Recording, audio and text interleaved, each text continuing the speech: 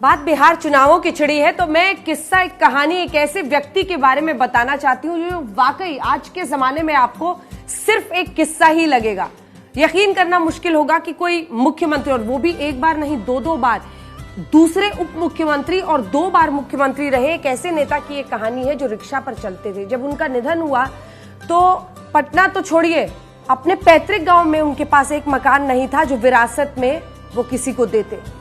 ऐसी सादगी, ऐसी ईमानदारी का नाम थे कर्पूरी ठाकुर। आज जब आप देखते हैं कि करोड़ों रुपए चुनाव में बहाए जाते हैं, प्रचार में खर्च होता है, पार्टी का फंड होता है, इन सब से बिल्कुल दूर अलग अंदाज में वो अपनी पॉलिटिक्स करते थे। और उनका गुणगान सिर्फ इसलिए होता है क्योंकि उनकी ईमानदारी और सादगी की ऐसी ऐसी मिसालें हैं कि वाकई आज के जमाने के लिए किस्सा कहानी ही है।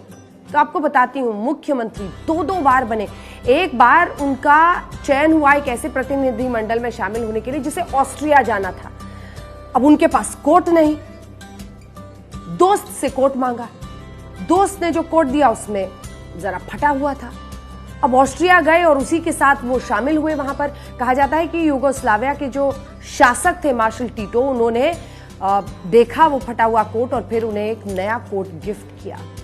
ऐसी सादगी, ऐसा व्यक्तित्व। एक और किस्सा है उनके बारे में कि एक बार उनके पिता का, चूंकि वो पिछड़ी जाति से आते थे, एक बार पिता का अपमान किया। वहां पर जो कुछ दबंग सामंती लोग थे उन्होंने उनके पिता का अपमान किया तो पूरी खबर फैली कि डीएम साहब आ रहे हैं, डीएम साहब आ रहे हैं, उनके घर पे उनके पिता का अपमान कर दिया है, डीएम साहब आ रहे हैं, पुलिस के खिलाफ कार्रवाई करेंगे और इन लोगों के खिलाफ कार्रवाई करेंगे।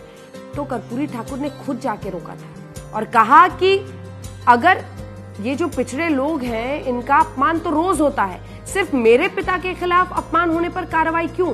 अगर पुलिस वाकई किसी का अपमान न होने दे, सख्त कार्रवाई करे, तब बात हो। ऐसी सोच, ऐसी ईमानदारी, ऐसा व्यक्तित्व जिसकी वजह से कर्पूरी ठाकुर को अक्रॉस पार्टी जबरदस्त रेफरेंस है। देखिए, जेपी उनके गुरु थे, राम मनोहर लोहिया उनके गुरु थे। ऐसे लोग जो ये मानते थे गैर कांग्रेसवाद की राजनीति में एक अहम व्यक्तित्व, ऐसे तमाम लोग जो ये मानते थे कि भ्रष्टाचार से आगे इस देश को ले जाना है।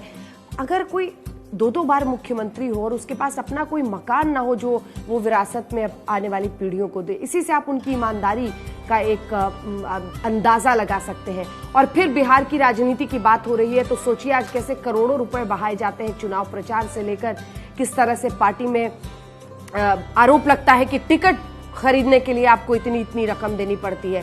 तो एक कर्पूरी ठाकुर का भी दौर था। इसीलिए मैंने शुरू में ही आपको कहा था कि आज किस्सा ही सुनाऊंगी, क्योंकि आप लोगों को ये किस्सा ही लगेगा कि ऐसा भी कोई व्यक्तित्व था, ऐसी भी सोच रखने वाला एक आदमी था जो 2 बार मुख्यमंत्री रहते हुए भी इतनी सादगी से अपनी जिंदगी को जी रहा था कि हर कोई उनकी मिसाल आज भी राजनीति में देता है।